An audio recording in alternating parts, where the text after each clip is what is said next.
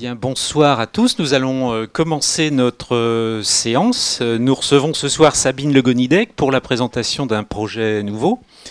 Je n'ai pas retenu votre nom, madame. Et madame Bourdin.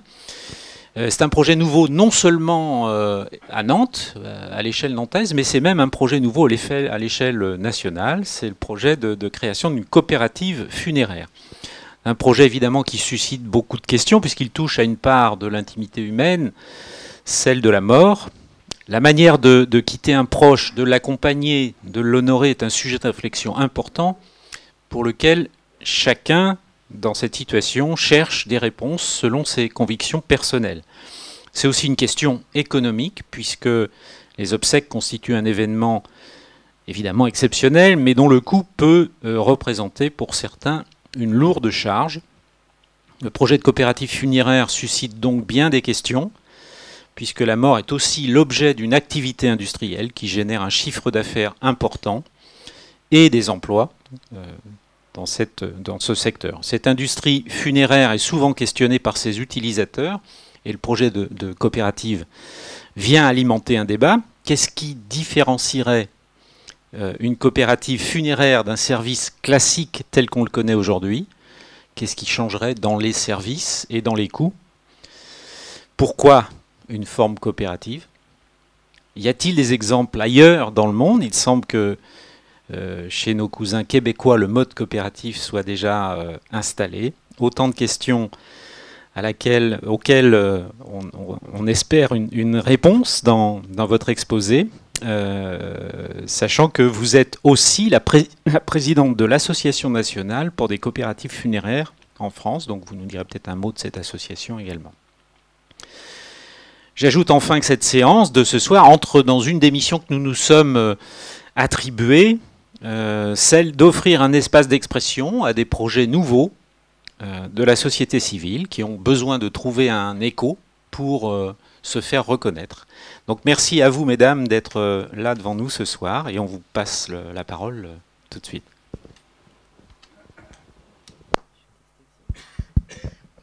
Merci de nous avoir invités. Donc je ne suis plus présidente, je suis une des cofondatrices et notre présidente est Anaïs Vaugeois.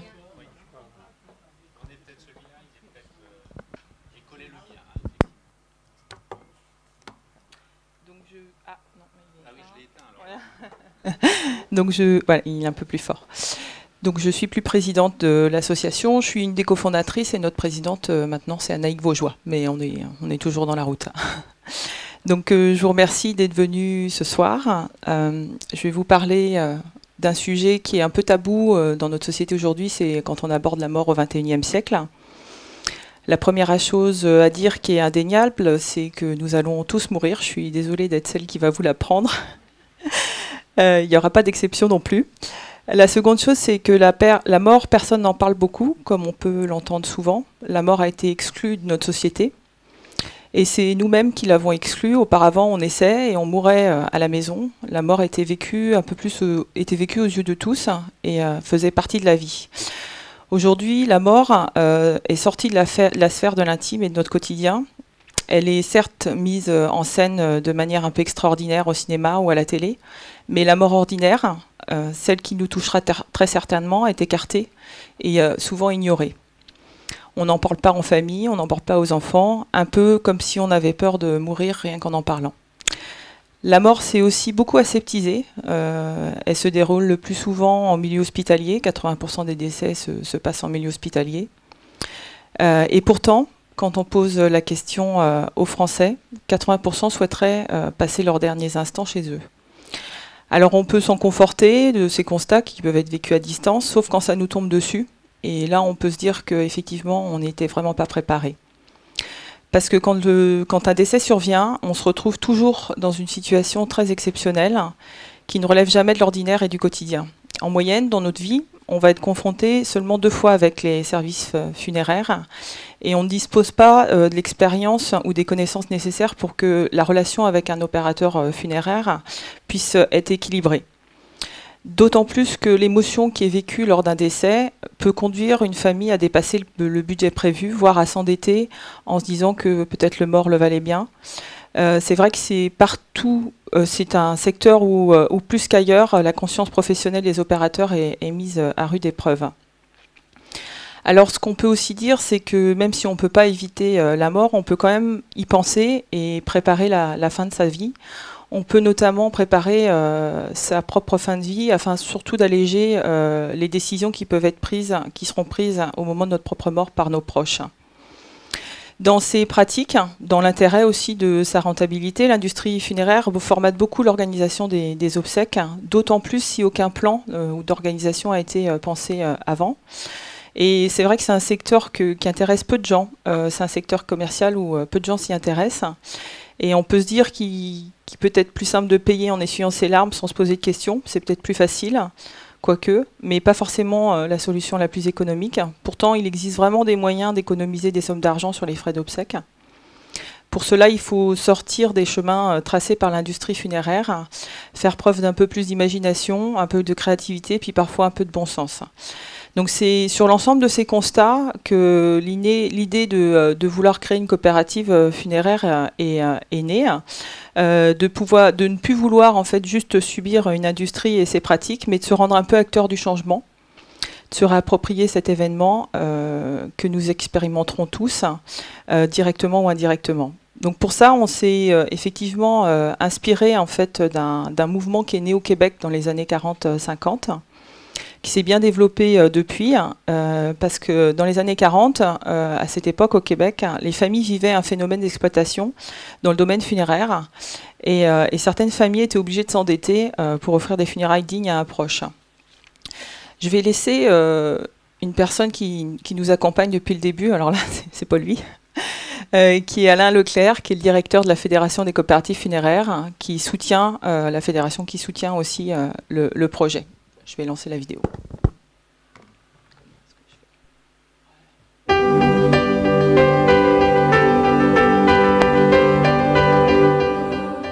Alain Leclerc, directeur général de la Fédération des coop funéraires du Québec. À l'origine, les coopératives funéraires ont été créées pour répondre à un besoin. Dans les années 40, dans les années 50, les gens vivaient un phénomène d'exploitation dans le domaine funéraire. Les gens étaient obligés de s'endetter pour offrir des funérailles dignes à un proche.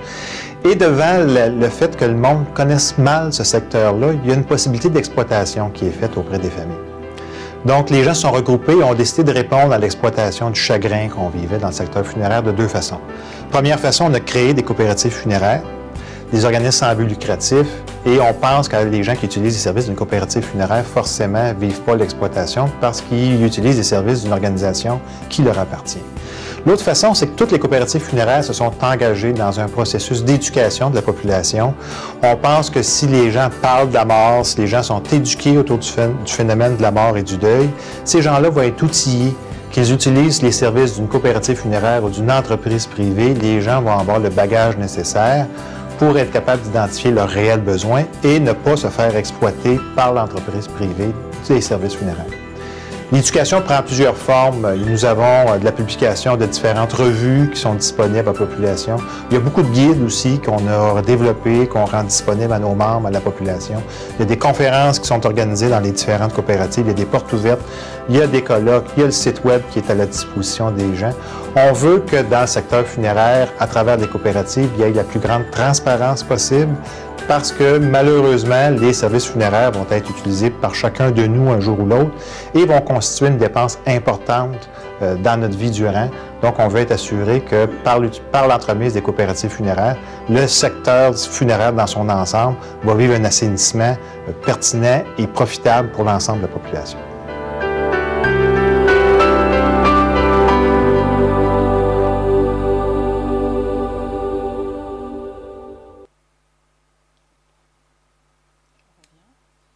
Donc malheureusement, comme nous le dit si bien Alain Leclerc, les services funéraires vont être utilisés par chacun de nous et représenter des dépenses importantes.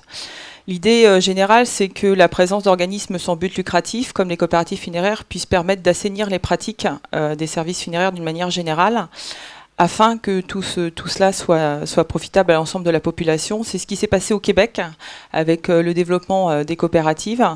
Et je vais vous laisser avec une vidéo de Régent Laflamme, qui est l'ancien président de la Fédération des coopératives funéraires, qui nous explique un petit peu le rôle qu'a eu les coopératives sur le secteur du funéraire au Québec.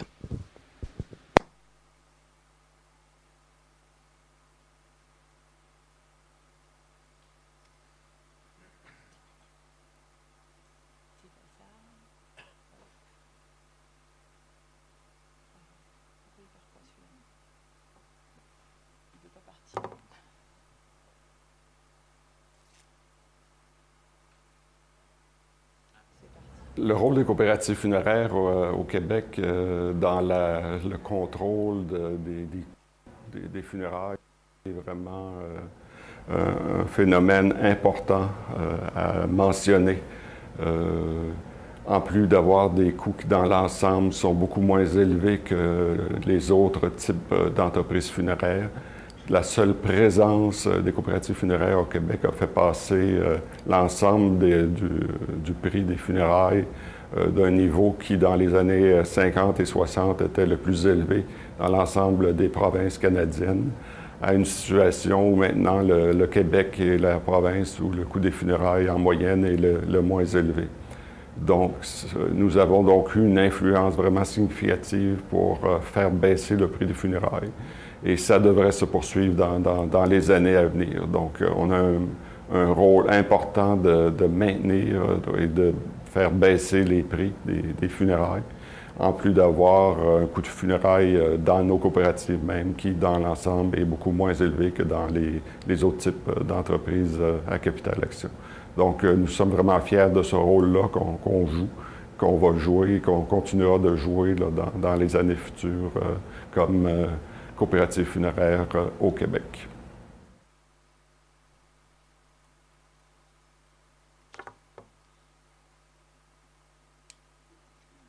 Alors c'est cette expérience réussie du Québec, notre rencontre aussi avec eux, qui a inspiré un groupe de citoyens nantais qui se sont retrouvés sur un même constat. On n'était pas satisfait des prestations funéraires qui étaient proposées, ni des prix pratiqués, du manque d'informations qui existait autour de ce sujet, l'opacité des propositions commerciales parfois de certains opérateurs, la pression commerciale aussi qui pouvait être faite sur les familles. Le collectif était aussi convaincu que le décès d'un être humain ne devrait être jamais l'occasion en fait d'une recherche de profit, mais qu'au contraire l'importance de l'événement devrait permettre d'offrir des services de très grande qualité avec des pratiques commerciales respectueuses. On a été également convaincus qu'il est indispensable d'offrir un accompagnement solidaire, responsable, où l'information, la sensibilisation favorise réflexion et choix. On a donc décidé d'agir, de fonder la CFF, l'Association pour des coopératives funéraires françaises, qui était vraiment la première étape vers la création d'une coopérative funéraire.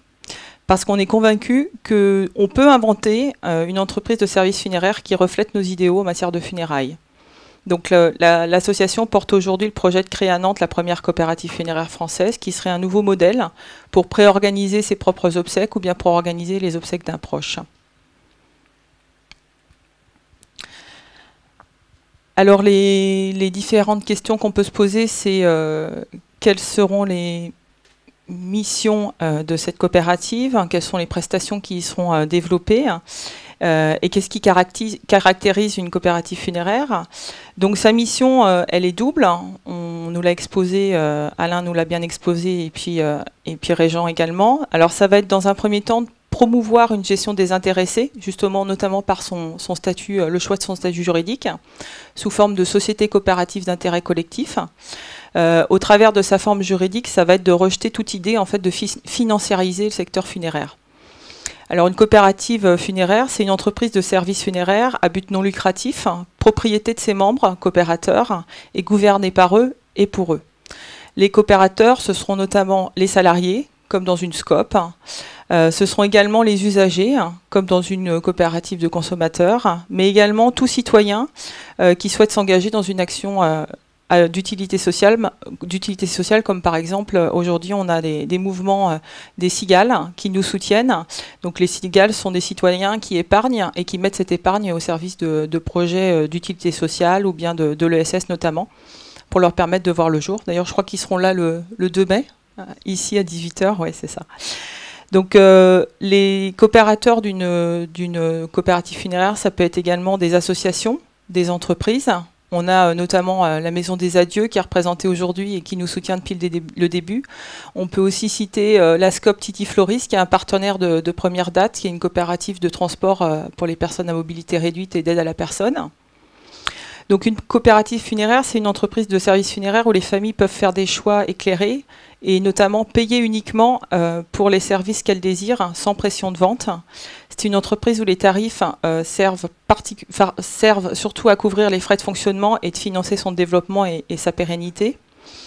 Les utilisateurs des services sont aussi copropriétaires de la coopérative, donc ils ont aussi leur mot à dire sur les prestations qui sont proposées et la qualité des services qui sont offerts.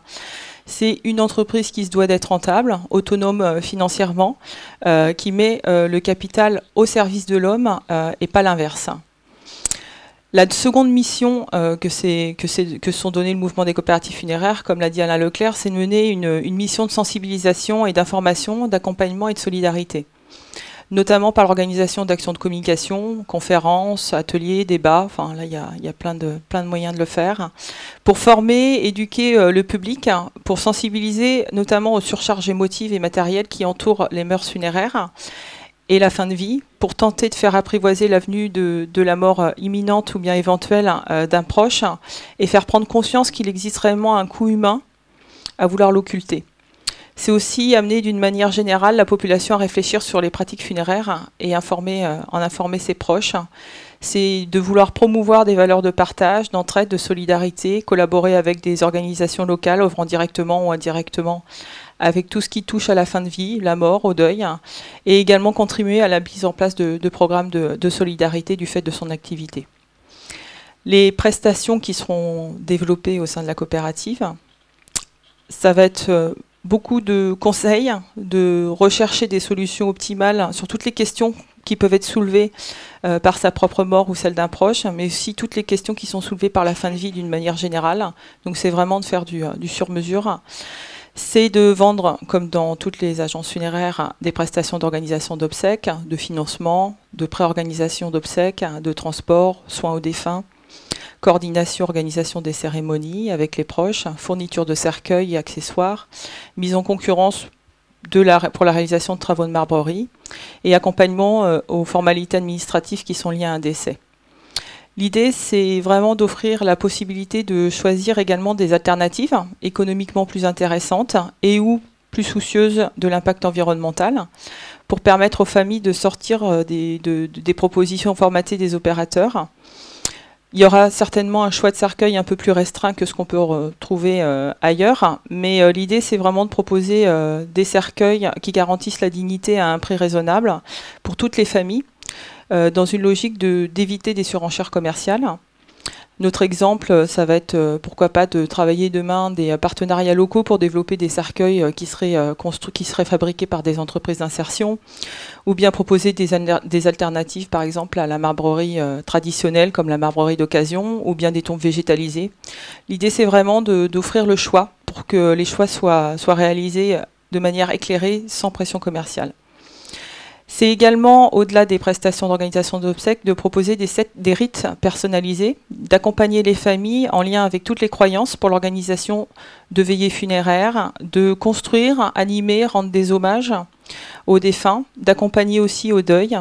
C'est d'offrir la possibilité de mourir dans la dignité et le respect, quels que soient ses moyens, ses aspirations, ses croyances. Alors, il ne sera pas nécessaire d'être membre de la coopérative pour bénéficier de ces services, mais le statut de membre permettra de bénéficier de tarifs préférentiels et de services supplémentaires qui seront inclus. Donc, dans son activité, l'idée de la coopérative, c'est vraiment d'ériger les personnes qui accueillent et qui conseillent comme de véritables accompagnants. Suivant les obsèques d'un bout à l'autre du processus et prohibant totalement en fait, la transformation des conseillers funéraires en agents commerciaux chargés de vendre des prestations funéraires à des consommateurs. Et c'est également de valoriser les parcours funéraires qui favorisent les rituels et le respect et de donner aux familles l'occasion à chaque étape le temps nécessaire, prendre le temps pour célébrer dignement les adieux à leurs défunts et promouvoir des rites porteurs de sens, parce que c'est vraiment nécessaire aussi dans la démarche du deuil. Alors, qu'est-ce qui caractérise une coopérative funéraire? On en a déjà un petit peu parlé, mais pour synthétiser, c'est notamment au niveau de l'étendue des services, c'est d'avoir un accompagnement beaucoup plus global sur tout ce qui a trait à la fin de vie et à la mort, au deuil. Et c'est également sur la fixation des prix des services, qui ne sont pas déterminés par des exigences de rémunération du capital, mais plutôt par des coûts de fonctionnement pour pérenniser la coopérative. Et c'est également sur l'utilisation des trop-perçus qui sont liés à l'activité. Si l'entreprise fait des bénéfices, ce sont les membres collectivement qui décident de l'attribution des trop-perçus et de ce qu'on fait en fait de l'argent qui est dégagé par la structure. L'ambition, c'est vraiment de diminuer les marges qui peuvent être faites sur les ventes des produits et d'innover dans les propositions pour trouver des alternatives plus responsables, plus économiques et permettre de proposer des services sur mesure, plus importants d'accompagnement, de soutien des familles en amont, pendant et après le décès, grâce aussi à une collaboration des acteurs sur le territoire. Alors, je vais finir et conclure un petit peu sur les 9 bonnes raisons de soutenir la création d'une coopérative. J'en ai mis que 9 parce que j'avais pas assez de place, mais il y en a bien plus. Donc, pour finir, c'est voilà, c'est des économies sur les services funéraires, le prix, faire baisser les prix, se sentir libre de ses choix sans pression d'achat, promouvoir aussi une consommation engagée et avisée, être des consommateurs, comme on dit maintenant, avoir accès à des services personnalisés, des rituels adaptés à ses croyances, à ses volontés, d'avoir accès à de l'information objective sur tous les aspects qui sont en lien avec la mort et le deuil. C'est également soutenir une coopérative, c'est encourager une entreprise qui ne recherchera pas le profit et l'exploitation du deuil. C'est prendre part aux décisions financières et décider de l'attribution des excédents et de ses orientations futures, c'est-à-dire qu'on peut être aussi acteur de la gestion de l'entreprise. Et c'est participer à une organisation qui agit comme un frein, enfin qui souhaite agir comme un frein à la montée régulière des coûts des funérailles. Donc nous sommes actuellement en cours de création de cette entreprise. On met tout en œuvre, en tout cas, pour pouvoir inaugurer, on l'espère, à l'automne de cette année. Aujourd'hui, on a besoin d'une mobilisation citoyenne et un espace comme celui-ci, c'est un bon espace pour pouvoir en parler. Également des mobilisations financières pour le projet. Donc, les fonds qu'on va mobiliser vont permettre de lever et d'obtenir des prêts bancaires pour pouvoir pour permettre à la coopérative de voir le jour et de se développer. Donc on aura un appel à souscription pour devenir coopérateur au sein de la coopérative qui intervient certainement courant juin. Donc si vous souhaitez nous suivre, si vous souhaitez vous lancer dans l'aventure, on vous invite à prendre le petit flyer qu'on vous a laissé sur votre chaise et à nous laisser vos coordonnées pour voir la suite et pourquoi pas participer. Je vous remercie et je vais vous laisser la parole pour des questions. Très bien, merci Madame Le Gonidec. Et je crois que votre présentation est assez claire. Donc, on sait que vous êtes en période de création, d'après ce que vous nous avez dit. Vous allez être localisé sur Nantes même. Et est-ce qu'il y aura, si je peux me permettre déjà, une première question, est-ce qu'il va y avoir un lieu, y compris comme les pompes funèbres peuvent avoir un lieu Oui, tout à fait. Donc on est en train d'identifier justement un lieu d'implantation. On a quelque chose en cours qui n'est pas encore validé totalement, mais qui se trouverait au nord de Nantes, du côté du Forum d'Orvaux. Donc c'est en cours et on aura effectivement une agence d'accueil pour les familles avec un pignon sur rue. D'accord. Bah, écoutez, à vous la parole si vous avez des précisions à demander à ces dames. Non, personne n'ose se lancer. Oui, madame. Attendez. Parlez dans le micro. Si on a besoin de vos services, en fait, il faut attendre la création à l'automne. Tout à fait. Hein? Oui, tout à fait. Puisqu'on, de toute façon, pour pouvoir être opérateur funéraire, il faut demander un certain nombre d'habilitations et créer l'entreprise et puis lever quelques fonds pour pouvoir investir et puis acheter le matériel. Merci. Oui, ça fonctionne. Oui, je voulais savoir quelle part vous mettez pour l'accompagnement de fin de vie, enfin le deuil et quelle part de l'humain? Est-ce que vous pensez recruter des personnes qui accompagneraient les familles ou autres? Voilà, je voulais savoir un peu ce qu'il en était. Alors, nous, au sein de l'agence, on sera des conseillers funéraires. Donc, on va vraiment se concentrer sur l'organisation des cérémonies et des obsèques. L'idée, c'est que dans le conseil en amont, on soit aussi personne ressource pour pouvoir réorienter vers des professionnels de santé, vers des associations qui font de l'accompagnement au deuil, qui font de l'accompagnement en fin de vie. On ne va pas le faire. C'est pas notre... Mais par contre, ce qu'on souhaite, c'est de travailler en partenariat et voilà, et renvoyer vers les personnes ressources et les professionnels du secteur. Oui.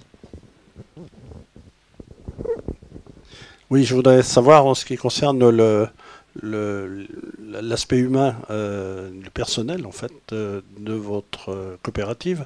Vous allez recruter des personnes qui sont déjà dans ce métier-là, je suppose qu'il faut un savoir-faire, ou vous allez former des gens. Et j'ai une deuxième question.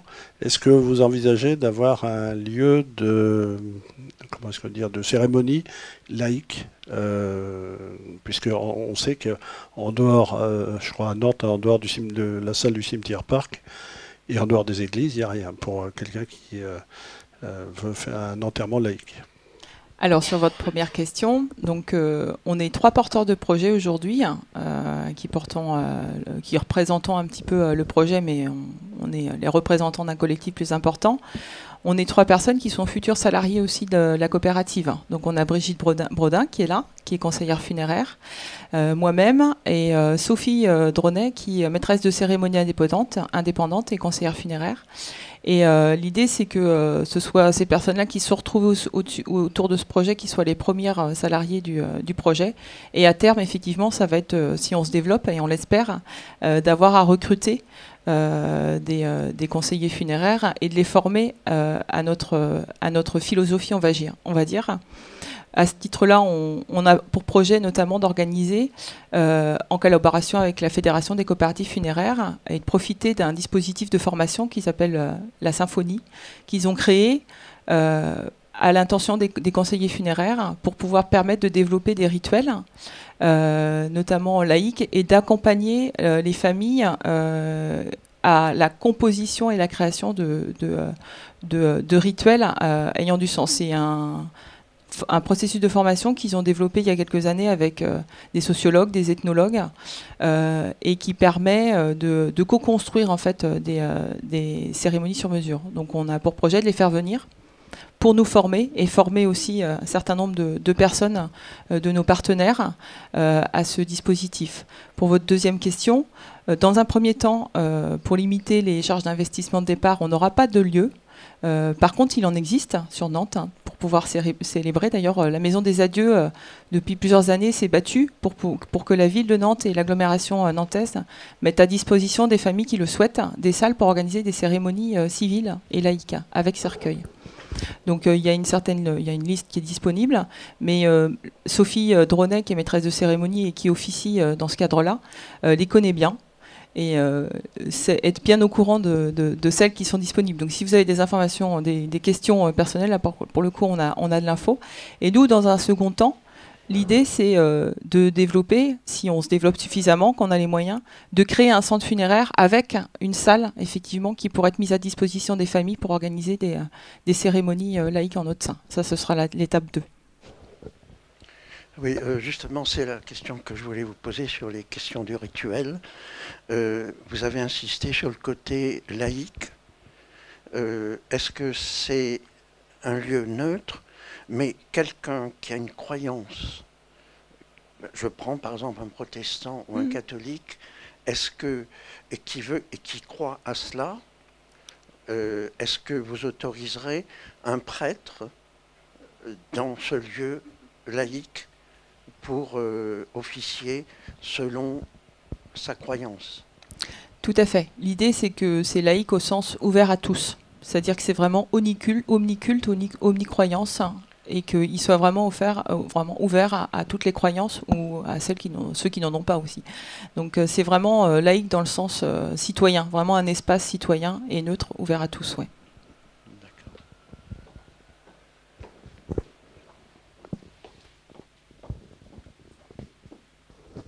Bien, bonjour, Alain Lehenaf, membre du Conseil de développement. Moi, je poserai deux questions. Une première question, est-ce que vous avez déjà des relations avec des associations qui travaillent autour, je dirais, de la mort, comme Jalmaf, par exemple, ou les réseaux palliatifs, soins palliatifs? Ça, c'est la première question. Puis deuxième question, si je veux devenir coopérateur, ça me coûtera combien? Je crois que tout le monde se pose la question et je crois qu'il ne faut pas l'occulter. Hein. Non, tout à fait, tout à fait. Oui, on est en contact avec les réseaux des associations qui travaillent sur ce secteur-là, dans ce champ-là. C'est ce que l'association pour des coopératives funéraires souhaite développer aussi dans l'année à venir. Donc effectivement, on travaille et on souhaite vraiment travailler en partenariat avec ces associations-là. Pour votre deuxième question sur le coût, dans un premier temps, devenir coopérateur fondateur, on souhaite que ça nous permette de lever un peu de fonds. Donc on n'a pas encore déterminé le montant minimum, mais il sera peut-être plus élevé que celui qui sera après proposé. Mais l'idée après, c'est qu'il soit vraiment accessible. Et en fait, pour pouvoir devenir coopérateur, il suffira d'acheter 2 parts de 10 €, soit 20 € pour pouvoir bénéficier des services et des tarifs. Donc ce sera largement rentabilisé si on utilise les services. Mais c'est vrai que dans un premier temps, l'idée c'est qu'on a besoin de coopérateurs fondateurs qui nous permettent en fait d'avoir un capital suffisamment important pour pouvoir lever des fonds, notamment auprès des organismes bancaires. Voilà. Bonsoir, j'ai une question. Vous parlez de conseillers funéraires, mais une entreprise de pompes funèbres, c'est pas que les conseillers funéraires. Comment vous vous débrouillez pour, j'y connais pas grand-chose, mais tout ce qui est les soins au corps, les mises en bière, les porteurs, vous faites appel à des agents extérieurs ou est-ce que c'est vous qui l'assurez ? Alors, les conseillers funéraires sont capables de s'occuper des soins aux défunts, les premiers des soins, notamment les toilettes mortuaires. Ensuite, tout ce qui concerne la thanatopraxie, ce sont des professionnels, puisque c'est vraiment un métier spécifique. Donc, on fera appel à des thanatopracteurs pour pouvoir le faire si les familles le souhaitent. Ensuite, tout ce qui est mis en bière, les conseillers funéraires sont tout à fait capables de le faire. Donc, dans les entreprises familiales, en général, il n'y a pas conseiller funéraire, porteur. Tout le monde fait tout. Donc nous, comme on sera à petite taille au début, on fera tout. Et puis pour ce qui est porteur-chauffeur, c'est pour ça qu'on notre partenariat, notamment avec la SCOP Titi Floris, va au-delà en fait du partenariat financier, puisqu'on est en train d'imaginer et mettre en place en fait une mise à disposition de personnel formé pour pouvoir en fait avoir des porteurs de chez Titi Floris qui seraient formés et qui interviendraient quand on aurait des cérémonies.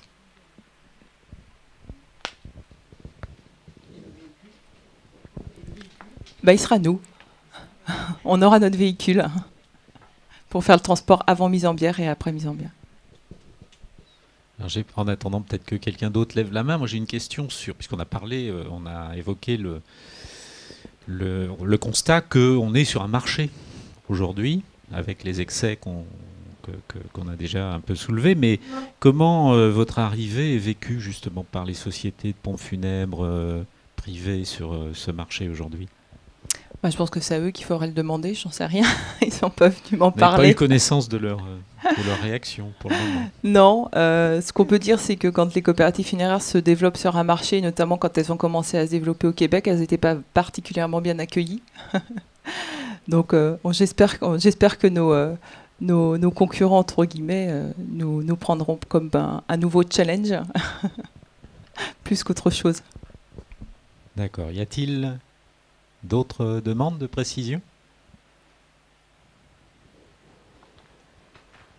Dans la suite de la question sur le marché, je veux dire, les grands opérateurs aujourd'hui, c'est qui, comment il est distribué ce marché, et quels sont les nouveaux opérateurs qui ont envie d'arriver aujourd'hui sur ce marché? Alors le marché, donc le secteur du funéraire, c'est un marché l'organisation des obsèques a une compétence communale. Et jusqu'en 93, il était géré par les communes, soit en direct avec leur régie, soit sous forme de délégation de services publics.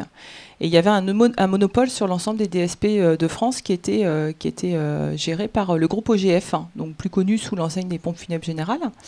En 93, en espérant en fait il y a eu un souhait d'ouvrir le marché à la concurrence, notamment en souhaitant faire baisser les tarifs. Bon, c'est pas vraiment ce qui s'est passé. Donc il y a un certain nombre de privés qui se sont installés comme opérateurs funéraires. Donc aujourd'hui, on peut dire qu'on a le groupe OGF, avec notamment son enseigne Les Pompes Funèbres Générales, qui détient à peu près un quart du marché. On a des gros opérateurs qui commencent à arriver, donc plus connus sous l'enseigne de Pascal Leclerc, qui est une enseigne qui vient aussi de racheter le groupe Rock Éclair, qui sont détenus aujourd'hui par des fonds d'investissement. Donc c'est Funecap, c'est un fonds d'investissement Funecap. Le groupe OGF aujourd'hui, il est détenu par aussi deux fonds d'investissement, un fonds d'investissement russe et un fonds d'investissement, un fonds de pension canadien depuis l'année dernière, je crois. Enfin, ça change. C'était américain, canadien. Ça change régulièrement. Ensuite, on a plusieurs autres enseignes, notamment une enseigne d'indépendants. On en a quelques-uns sur Nantes, le Choix Funéraire, qui est un réseau breton qui a été créé en Bretagne, une coopérative en fait de producteurs, c'est-à-dire une coopérative d'opérateurs funéraires qui opère à titre indépendant. Sur le marché nantais, on peut dire que le groupe OGF et Funecap est quand même relativement bien implanté. Ensuite, on a plusieurs opérateurs familiaux qui opèrent encore sur le territoire. Et les nouveaux opérateurs entrants, c'est vraiment en masse Funecap, qui est en train de racheter beaucoup d'agences familiales pour les transformer en Pascal Leclerc. Et on a également des nouveaux opérateurs qui commencent à s'intéresser. Pour nous, c'est bon, puisque ça va dans le sens de notre projet citoyen, qui est le secteur des mutuelles, qui commence à s'investir en fait avec Harmonie Mutuelle, la Mutac et la MGN qui viennent de créer en fait un consortium d'agences funéraires et qui est en train de déployer en fait pour pouvoir s'implanter sur le marché national. D'autres questions? Donc je suppose que sur les petits flyers, oui, il y a une autre question, mais sur les petits flyers, vous avez mis toutes vos coordonnées, D'accord. Oui, je voudrais revenir sur le coût. Je ne vais pas vous demander le prix, je n'ai pas l'intention de mourir demain. Mais puis de toute façon, les autres s'en occuperont. Ma famille, en l'occurrence. Non, mais à combien vous estimez à service égal le coût d'obsèques organisé par la coopérative par rapport au marché marchand? Alors, c'est assez difficile en fait à expliquer, puisque quand on parle du coût moyen des obsèques en France, on l'estime souvent à 3 800 €, mais ça reste une moyenne, puisque ça peut aller de 1 700 € à 8 000 €. Enfin, voilà. Pour le coup, c'est vraiment c'est quelque chose qui a vraiment besoin d'être identifié avec les familles en fonction de leurs besoins. Donc c'est assez difficile de vous expliquer aujourd'hui quelle serait la moyenne, puisqu'en fonction des choix, les tarifs peuvent être vraiment variables. L'idée, c'est de toute façon d'être à minima 15% ou 20% moins cher que le secteur à prestations égales. Nous, on veut vraiment mettre l'accent sur l'accompagnement et le service. Il y a certaines choses qui peuvent être optionnelles et payantes dans le funéraire. Et nous, l'idée, c'est en fait que ça fait partie du package, quoi. C'est-à-dire c'est automatiquement intégré, notamment toutes les démarches administratives qu'il y a à faire post-décès. Il y a beaucoup de courriers, beaucoup de paperasse à envoyer. Il y a beaucoup de questions qui se posent à ce moment-là, et c'est de se dire, en fait, nous, dans la prestation, ça fait partie du SAV, entre guillemets, donc c'est intégré. Et aujourd'hui, chez les opérateurs, c'est des choses qu'on vend, parce que, qui coûtent assez cher. Voilà. Donc, il va falloir venir nous voir, et puis vous pourrez partir comparer après avec un devis. L'idée, c'est aussi d'avoir beaucoup de transparence par rapport à nos tarifs. Donc, notre site web permettra de réaliser des devis en ligne, et d'avoir en fonction de ses choix vraiment une idée du prix par rapport aux prestations qui seront choisies. Oui. Oui, moi je voulais vous demander en quoi consistait précisément le partenariat avec Nantes Métropole qui est cité au dos de votre flyer, puisque nous on est le conseil de développement de Nantes Métropole. Je voulais poser cette question. Alors, ils nous ont soutenus dans le cadre du cofinancement d'une étude de faisabilité au sein de la CFF, l'association, qu'on a menée de septembre à février, donc en cofinancement d'un financement fonds de confiance de France Active, et de la région des Pays de la Loire. Donc c'était vraiment c'est des financements qui sont attribués pour essayer de vérifier la viabilité économique et la faisabilité technique aussi des projets, qui sont des projets de l'ESS, de l'économie sociale et solidaire, à forte utilité sociale et à forte innovation. Et en fait, ils nous ont cofinancé dans ce cadre-là. Donc il n'y aura pas, là pour le coup, la coopérative funéraire sera à 100% du capital privé. Et il n'y aura même si c'est possible dans les SIC, on n'aura aucune collectivité qui interviendra dans le cadre de la coopérative.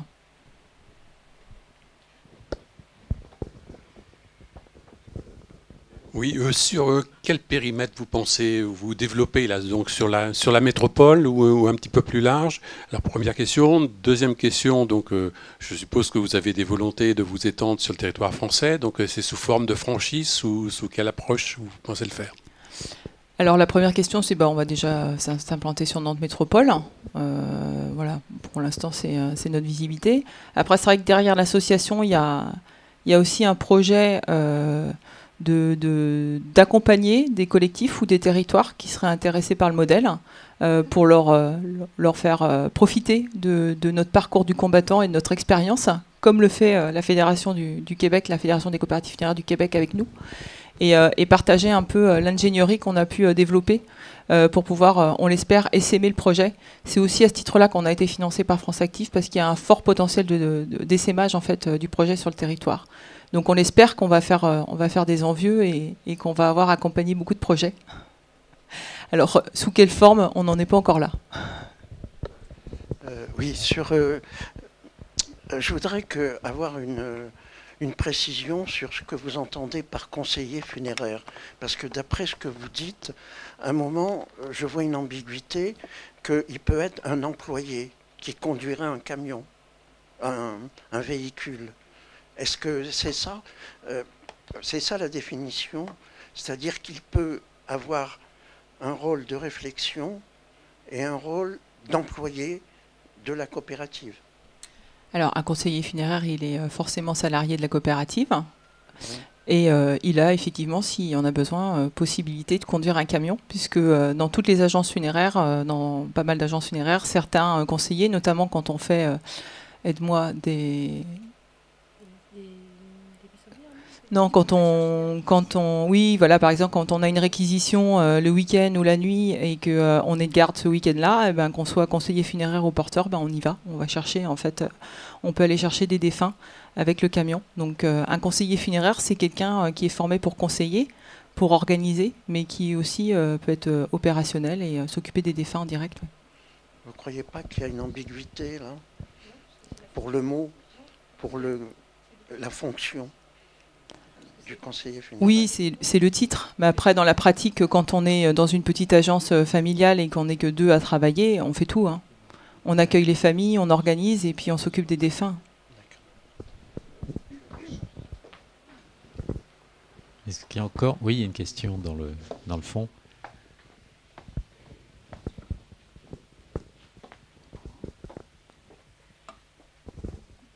Bonjour, donc moi j'avais une question, je suis arrivée en retard, je suis désolée. Comment vous expliquez la baisse de prix? C'est en réduisant votre marge? Voilà, vous l'avez peut-être déjà fait. Mais je veux bien une explication là-dessus. Merci. Oui, une réduction des marges. L'idée, c'est qu'une coopérative funéraire, c'est une entreprise à gestion désintéressée, dans le sens où elle calcule aussi beaucoup ses prix en fonction des charges de fonctionnement, et qu'il n'y a absolument aucune volonté, et c'est écrit clairement dans les statuts, de rentabiliser le capital qui a été investi. C'est-à-dire que si on prend des parts dans le capital d'une coopérative, on ne va pas s'enrichir. Jamais. Et que ça reste toujours des biens qui restent collectifs. On ne peut pas repartir avec plus que ce qu'on y a mis. Donc c'est dans ce sens-là en fait où on peut aussi pratiquer des tarifs qui sont inférieurs, puisque du coup on n'a pas d'actionnariat en fait à rentabiliser.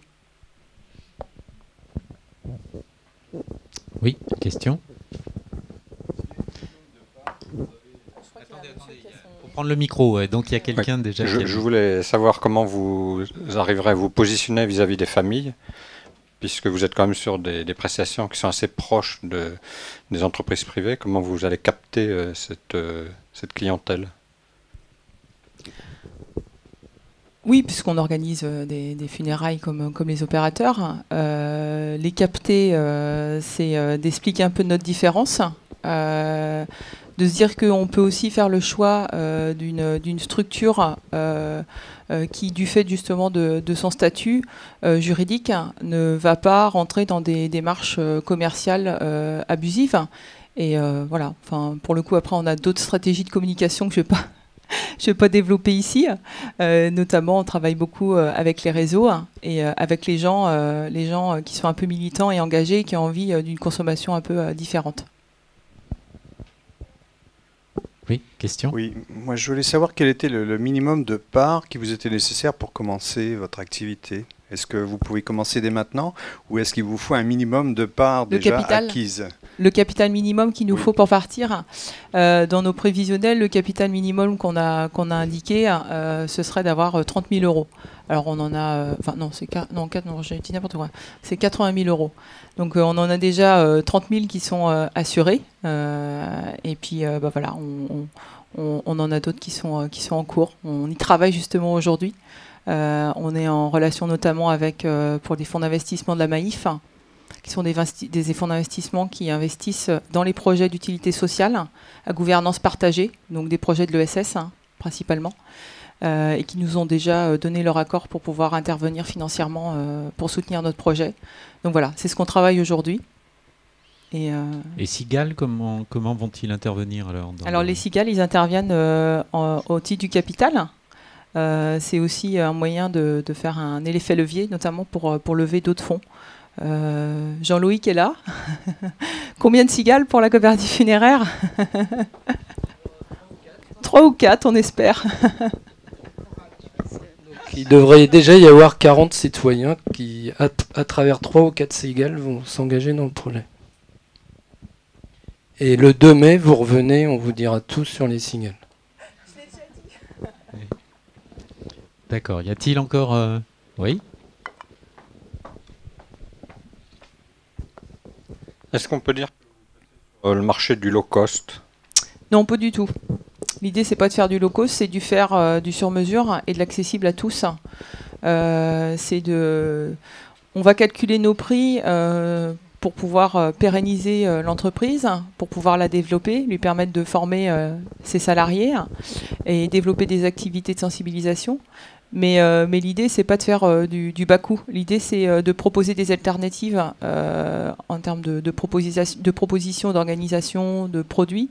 C'est d'être vraiment au plus près du juste prix plutôt que du low cost. Parce que c'est vrai, quand on prend conscience des alternatives et des choix qui peuvent être faits, la facture, naturellement, peut baisser dans le funéraire. Oui, je lis sur votre document... Collez bien le micro, monsieur Barbarin. Pardon, oui. Association des coopératives funéraires. Le mot association a une signification. Je crois que vous avez dit une SCOP. Alors aujourd'hui, le statut juridique. Voilà, ouais, alors aujourd'hui, c'est une association qui porte le projet. C'est une association de préfiguration pour porter le projet. On a une centaine d'adhérents au sein de l'association qui sont tous partenaires et qui soutiennent le projet au travers de cette association. L'idée, c'est que la SCOP, ce soit une autre entité juridique et que ce soit une entreprise qui soit indépendante en fait, de l'association. Ah, d'accord. Ce sera deux, tout à fait. Et après, l'association, elle s'est donnée, en fait, l'objet de l'association pour des coopératives funéraires, c'est de créer la première coopérative funéraire à Nantes. Et son deuxième objet, c'est de diffuser, de parler de ce projet en espérant faire des envieux et de pouvoir accompagner le développement d'autres coopératives sur le territoire. Donc l'association, c'est vraiment la phase 1, en fait, la première phase pour permettre à la coopérative de voir le jour. C'est-à-dire la SCOP a un but aussi social et économique. Tout à fait. Et non comme une association 1901 tout à sans fait. but lucratif. Tout à fait. C'est bien la distinction. Et c'est une SIC, Société coopérative d'intérêt collectif. C'est un statut juridique qui est assez récent dans le monde des coopératives. Il date de 2001. Et en fait, c'est une espèce d'hybride entre la SCOP, la coopérative de consommateurs et ou de producteurs, et les partenariats privés-publics, la possibilité d'intégrer des associations et des citoyens en son sein. D'accord, merci.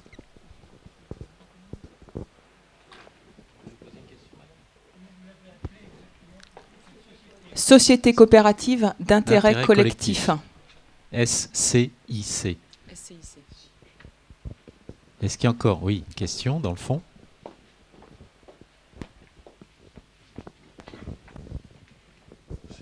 Est-ce que vous avez d'autres initiatives de création de coopératives en cours actuellement sur le territoire métropolitain?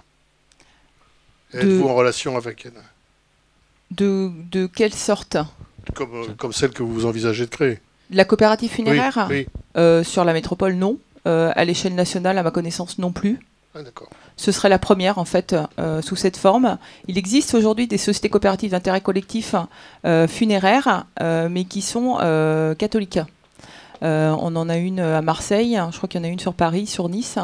En fait, ce sont des anciennes des associations de funérailles catholiques qui se sont transformées en SIC.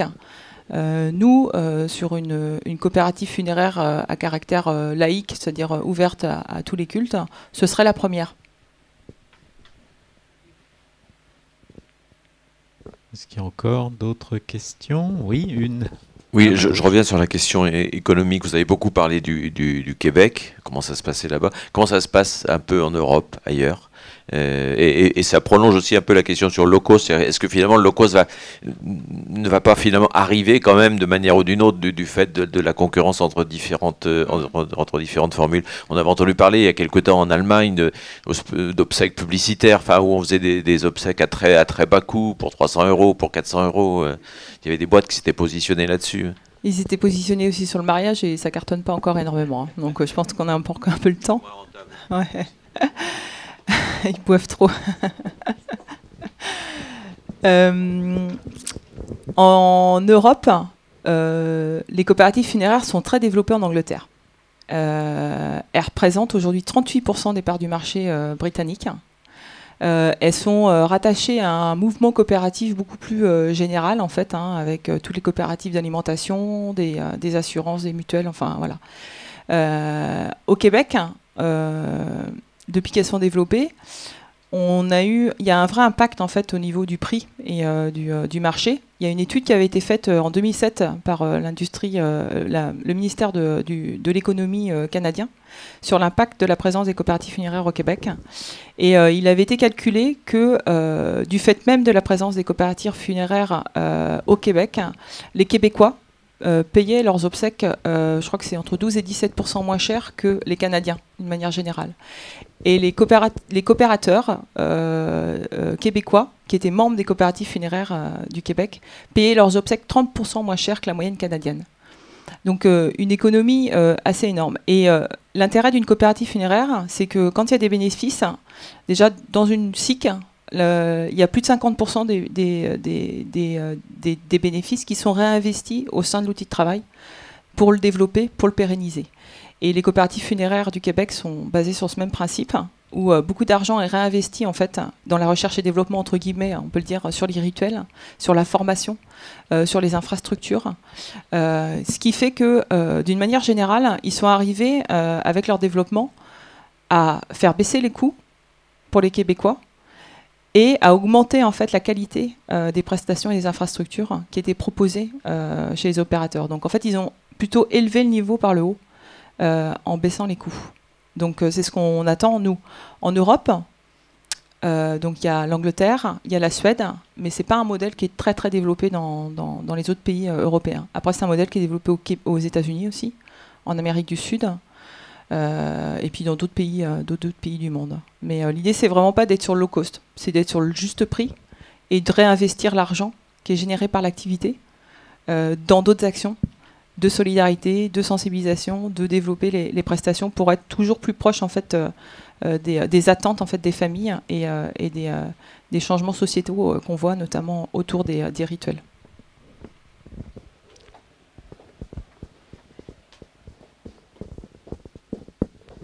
Moi j'ai une question. Est-ce que vous pourriez me rappeler déjà le coût moyen des obsèques en France, s'il vous plaît? Alors, il serait annoncé à 3 800 €. D'accord. En dehors des frais de marbrerie. D'accord. Je tiens à le préciser quand même, c'est juste sur l'organisation des obsèques. D'accord. Et est-ce que vous pouvez me dire quel est le coût moyen avec de la force coopérative au Québec des obsèques? Alors, ça n'a absolument rien à voir. puisque pour le coup, on n'est pas sur les mêmes types de charges. Oui, d'accord. Notamment en termes de charges sociales, on peut déjà réduire le coût des obsèques canadiens de 30% par rapport à ce qu'on pourrait observer en France. D'accord. Donc je pense pas que ce soit, je les ai pas en tête là, mais ils doivent être plus proches des 2000. Non, $3,600. $3,600. Hein, ouais, avec la coopérative. Donc voilà. Donc c'était pour voir un peu la différence, parce qu'on est bon, même s'il y a moins de charges en plus. Ouais. Donc effectivement, je pense qu'on est sur deux marchés qui sont complètement différents. Nous, on va plutôt se caler sur ce l'impact qu'on va pouvoir avoir au niveau local. Et on a calculé nos prévisionnels sur des coûts qui sont en moyen inférieurs à ce qu'on peut observer sur des devis traditionnels dans le funéraire. Après, c'est sûr qu'au Québec, on n'est pas du tout dans les mêmes pratiques, parce qu'il y a une généralisation notamment des soins de thanatopraxie. Il y a des frais de bouche qui sont extrêmement importants au Québec, puisqu'il est culturel en fait d'organiser des grands repas à la fin des funérailles dans des salons funéraires qui sont absolument surdimensionnés. Moi, j'y suis allée, j'étais accueillie là-bas, et j'ai visité des salons funéraires qu'on m'a dit petits, qui faisaient plus de 500 mètres carrés. Parce qu'on accueille beaucoup en salon funéraire, donc ils ont des infrastructures qui n'ont absolument rien à voir non plus par rapport à la France, et qu'il faut effectivement rentabiliser. Donc on n'est pas non plus dans les mêmes pratiques. Après, on peut se dire qu'au Québec, les frais de marbrerie, ils sont quasi inexistants, puisqu'en fait, on n'a pas de pierre tombale, on a juste en général une petite pierre. Donc si on met l'un dans l'autre, je pense que leurs funérailles, ils doivent revenir moins cher.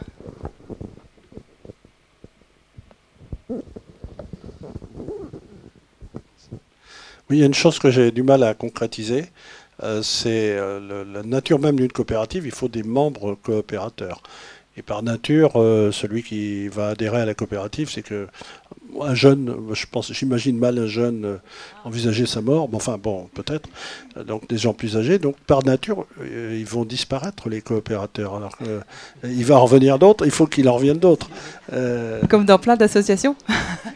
Oui, c'est vrai, mais si je prends une coopérative agricole, par exemple, les gens n'adhèrent pas à une coopérative agricole pour mourir tout de suite. Ils vont fonctionner un certain nombre d'années. Alors, on ne sait jamais. Mais, il y a besoin d'un renouvellement, effectivement, des coopérateurs. On est d'accord. C'est pas ce qui fait vivre non plus la coopérative. Hein. C'est pas le capital des usagers qui va financer la coopérative.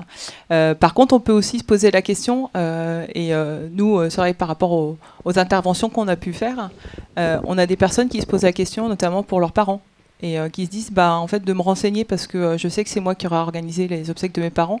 J'y pense pas encore trop pour moi, mais je sais que je vais être confrontée à ça. Moi, la première fois que j'ai découvert le monde du funéraire, c'était en 2012 lors du décès de ma grand-mère. Et c'est ma maman qui était tutrice, et c'est elle qui a dû s'occuper de ça. Avec ses 4 sœurs, il a fallu se mettre d'accord sur un sujet qu'on n'avait absolument pas abordé avant. Et il y a quand même une prise de conscience aujourd'hui, notamment grâce à nos conférences, et puis à se dire il y a peut-être 2-3 questions à se poser quand même si on n'a pas envie d'aller jusqu'à l'organisation de ses propres obsèques, parce qu'on va y être confronté d'une manière directe ou indirecte. Moi, je sais que les obsèques de mes parents, c'est aussi moi qui serais certainement là pour les coordonner, donc pouvoir en parler avant, ça peut être pas mal.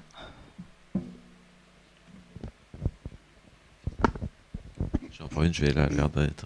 m'intéresser beaucoup à la mort, mais y a un concept dont on entend parler depuis quelques temps, et qu'on n'entendait jamais évoqué avant, c'est la notion de funérailles écologiques.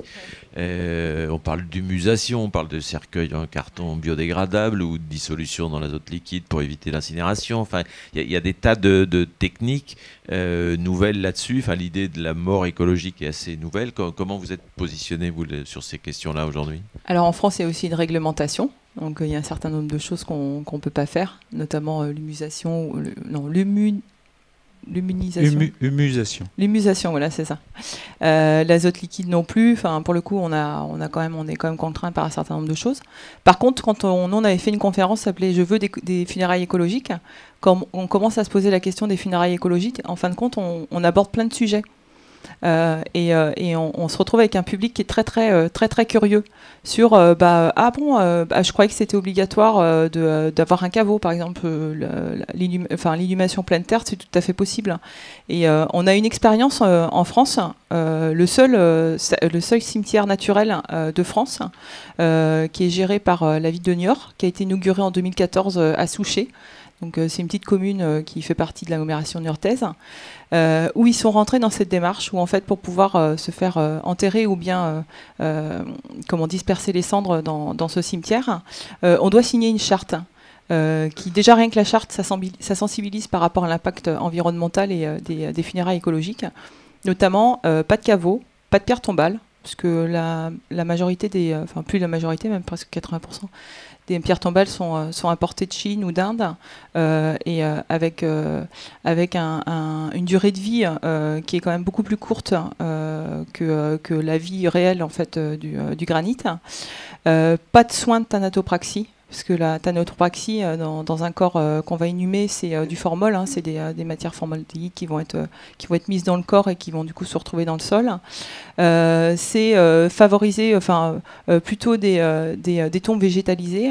C'est de sensibiliser les familles pour habiller les proches avec des vêtements en coton, des fibres naturelles biodégradables. Enfin voilà, il y a un certain nombre de choses. Donc rien qu'en posant la question, en fait, on peut prendre conscience de plein de choix qu'on pourrait avoir à faire en organisant des obsèques ou bien ses propres obsèques. Donc derrière la question des funérailles écologiques, il y a plein de choses intéressantes, il y a plein d'alternatives. On parle beaucoup du cercueil en carton, mais c'est pas forcément une solution très pertinente. Il y a des questions à se poser sur, je sais pas, inhumation ou bien crémation. Quel est l'impact réel de la crémation et d'un crématorium, et celui de l'inhumation si on le fait dans certaines conditions. Enfin voilà, c'est très très large comme sujet.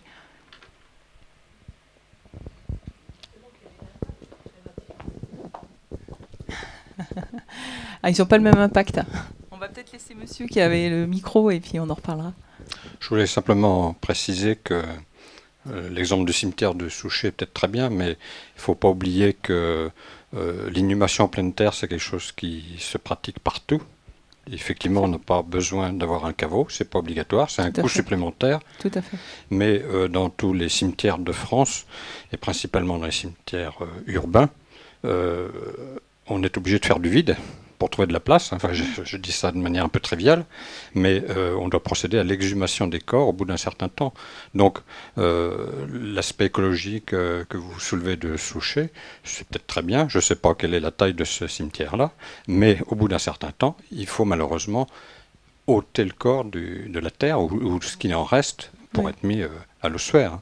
Oui, tout à fait. L'inhumation est tout à fait pleine terre et possible dans n'importe quel cimetière. Nous, on a la chance à Nantes d'avoir le cimetière Parc, qui a quand même un espace assez grand et qui permet ce genre de choses. Il faut savoir aussi que la crémation est de plus en plus plébiscitée. À Nantes, on a à peu près 50% des décès qui passent par le crématorium. Donc il y a aussi la solution qui évite l'exhumation, de disperser des cendres. Et du coup, je reviens sur la question de l'impact de la crémation et puis de l'inhumation. En fait, l'impact, il n'est pas le même. C'est-à-dire qu'un crématorium, aujourd'hui, il est alimenté par des énergies fossiles. Il est alimenté au gaz naturel, donc il a un impact sur ces énergies-là. Il utilise beaucoup d'énergie pour pouvoir crématiser les corps. Et l'inhumation, on est sur autre chose, puisque du coup, c'est plutôt l'impact en fait des produits qui sont dans les corps, qui se retrouvent dans la terre, dans les nappes phréatiques, qui va avoir un impact en fait sur l'environnement. Donc on peut pas dire que la crémation ce soit plus écolo que l'inhumation si on fait l'inhumation dans certains cas. Et effectivement, en ville, il se pose toujours la question de la place et de la population et de la concentration de la population sur un territoire. Donc c'est beaucoup plus compliqué que ça en a l'air. Sur la crémation, c'est 9 corps par jour à Nantes. C'est plus de 50%, c'est 56%. Et on est en train de construire, enfin, on va le construire à Saint-Jean-de-Boiseau, un grand crématorium. Et en faisant mes enquêtes sur toutes les pompes funèbres, etc., j'ai découvert que c'était un nouveau marché pour les constructeurs et pour les architectes, puisque on construit maintenant des crématoriums de façon très esthétique. Et c'est un nouveau marché économique. Voilà, il faut en prendre conscience. Et la question de l'urne, on voit tout un commerce autour de ça. Maintenant, il y a des mini-urnes, etc., quoi. Donc, comment vous allez résister à ce capital? Alors, les crématoriums, ce sont tout le temps des délégations de services publics, donc ils sont gérés par les communes et ils sont propriété des communes et ils sont qui octroient la possibilité de gérer par un privé.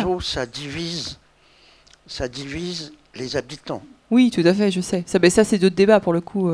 Nous, voilà, ça reste mais les crématoriums, c'est vraiment géré par les collectivités. Donc, effectivement, comme toute construction et toute infrastructure, ça génère effectivement de l'activité. Donc là-dessus, nous, on n'a pas l'intention de gérer de crématorium dans un premier temps. Donc on ne va pas répondre à de DSP. Sur les urnes, écoutez, il y a plein de possibilités d'utiliser des urnes. Il y a beaucoup de choix d'urnes. Autant sur les cercueils, on est assez limité en France au niveau de la réglementation, autant sur les urnes, c'est assez large. Donc en fin de compte, même si mamie, en fin de compte, elle voulait qu'on la mette dans sa soupière qu'elle adorait, c'est tout à fait possible. C'est-à-dire qu'on peut faire plein de choses avec les urnes, on peut même trouver une cocotte minute, c'est gratuit. J'ai déjà vu quelque chose avec une cafetière, c'est tout à fait possible. On peut aussi utiliser des urnes en carton. Enfin là, pour le coup, il y a un choix vraiment très, très, très large au niveau des urnes. Et nous, on va essayer de sélectionner plutôt des urnes qui soient éco-conçues ou éco-responsables. Notamment sur, par exemple, j'ai un exemple qui je trouve très intéressant, c'est une coopérative funéraire en Belgique qui a créé, c'est un jeune qui a créé sa coopérative et il s'est formé à la vannerie et en fait il fabrique lui-même les urnes pour les familles qui le souhaitent en vannerie, voilà. Et ça coûte 3 francs 6 sous et c'est très joli. Mais il y a un fait qui apparaît aussi, c'est l'incinération pour les animaux domestiques, de plus en plus. Voilà. Oui. Et certaines personnes veulent les cendres dans l'urne des animaux domestiques dans leur urne. Ah ça m'étonnerait que ce soit possible. Là, on est sur le plan du sens. Est-ce qu'il y a encore des questions? Non? Non, alors on va conclure notre échange. Je ne sais pas si on peut rêver de revenir, je vais évoquer des souvenirs personnels en fait, à des époques, alors c'était en Bretagne, une autre époque, ma maman m'a raconté qu'en fait les veillées funéraires c'était des distractions. C'est-à-dire qu'on allait participer aux veillées funéraires, on ne connaissait pas le mort, on ne connaissait pas le défunt, mais il y avait une soirée qui était souvent joyeuse parce qu'on racontait les bons moments de la vie de la personne. Donc voilà, vous avez un développement peut-être intéressant tout à fait. à faire dans ce sens-là. Et dans ce sens-là, on a vraiment aussi un projet de remettre les veillées funéraires au goût du jour et de pouvoir le proposer aux personnes qui le souhaitent, de les aider un petit peu à animer ça parce qu'on a un petit peu perdu l'habitude d'organiser des veillées funéraires et de se dire que c'est effectivement d'autres moments qui sont beaucoup moins solennels en fait que les hommages ou les obsèques en eux-mêmes et qui peuvent permettre les échanges et le partage et où il peut se passer beaucoup de choses et plein de belles choses. Voilà, écoutez, merci, c'était en tout cas un sujet qui intéresse. Merci à vous.